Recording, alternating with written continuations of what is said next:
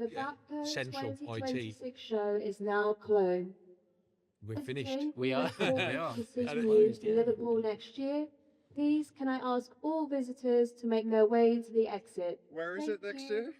I didn't get it. What would you say were the big themes across the course of the show?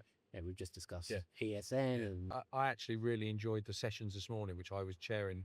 There were some great bits in there, some really simple stuff that we could be doing around preparing people for things like shift work. You know, I can remember when I joined the fire service, it was, you're going to work shifts. It's rubbish.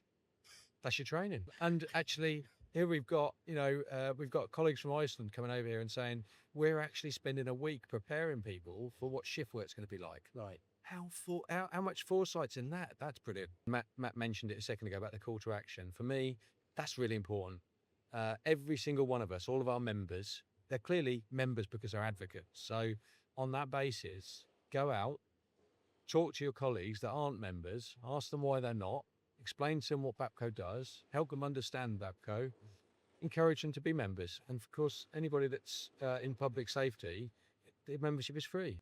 And I think, having CPD this year, for people to come along, I think it's making a really good resource available to staff in control rooms all across the UK at very little cost, no cost, no cost to be a member, but there's so much that you can get from it.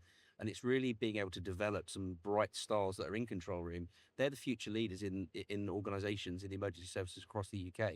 Let's give them a really good foundation knowledge about how technology is absolutely driving everything in the emergency response sector at the moment, because it's fundamental. And I know we've talked before, around, Darryl's role as a chief fire officer and, understanding of control rooms, etc. Because control rooms are often seen as, behind a closed door in a dark space that nobody thinks of. And actually, you put it really well, Darryl. It's that, it's the news. They're the first responders. It's the kind of the place where everything starts, isn't it? Really? Yeah, it all starts in control. Yeah, that's absolutely. what I've heard you say before, and it does. It's right.